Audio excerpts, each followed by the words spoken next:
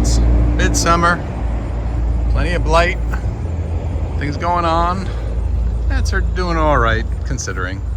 And I have my fuzzy melon coming up. Some of these nice Morado di Futuro, one of my favorites once they ripen. But it's been not a great year in the garden. We definitely have my share of issues, and I went away for almost 5 days and things weren't watered. But what I wanted to show today was this bed right here. So here I had raspberries actually, and they all died over the winter. Something, maybe root rot, I'm not sure. So I plan to use this later this summer and cleaned it all out, weeded it. And what I planted in here was buckwheat. And this is just a cover slash smother crop. So we have tremendous weed pressure here at the community garden. These just, anywhere this is, these just come up all the time. So I just keep clearing these beds and smothering them with leaf mulch. Clearing the paths and smothering with leaf mulch. But here, since I wasn't ready to put anything in, sort of the middle of summer, I could have done some bush beans, but I got plenty of beans. No shortage there. So, I did want to just sort of improve the soil. Nothing been done. It's just been on the raspberries, and I knew I'd be planting things soon. So these were actually seeded about 3 weeks ago. And, obviously I seeded them fairly densely. And what I'm doing here is buckwheat is super fast growing. And it will smother the weeds, keep them shaded out. So this will sort of stay in good shape. And probably in another 2 weeks, I'll just go ahead and cut this down.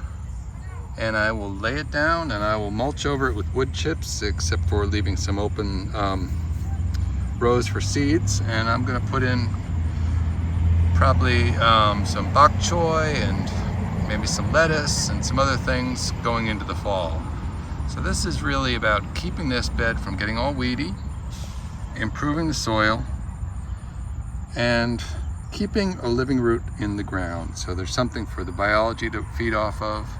And you can actually, if you want to, you can actually, oops, get that off there. These are completely edible in a salad. People use them in I don't think you should juice them. It's one of those things where if it's too much in your diet, it actually can make you a little ill. A lot of things are kind of like that, like if you have just too much oxalic acid from spinach. But isn't this a lovely looking crop? This is literally 3 weeks in the ground. So I put this in 3 weeks ago, came up within 4 or 5 days, and it grows fast. You can see we're not too many leaves above the cotyledons. Here's the cotyledons here, and they're growing tall and fighting for some sunlight here. And so pretty soon, actually, you can see there, we're starting to see some flowers, some buds coming out. So that would actually be buckwheat if I leave it long enough, but I won't be doing that. I'm just gonna grow this just for a green cover smother crop, keep the soil great, and like I say, a couple weeks and I'll cut this down and lay the wood chips and be ready to go with seeding some nice greens and other things for fall. So anyway, I just thought I'd show you that.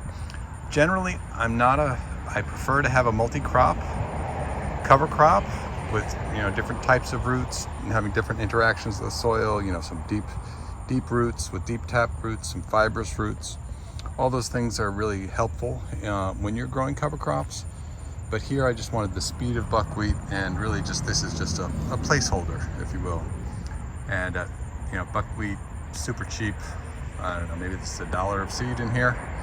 Well worth it for the weeding I won't have to do, and the improvement to the soil. So anyway, that's my little forest of buckwheat, all growing well.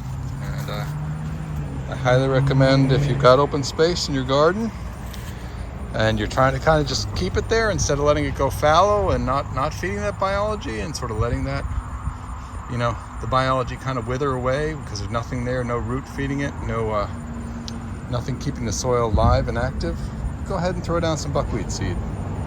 It's a great, very fast growing cover crop for warm weather time. So anyway, we'll see you in a couple weeks when I chop this down.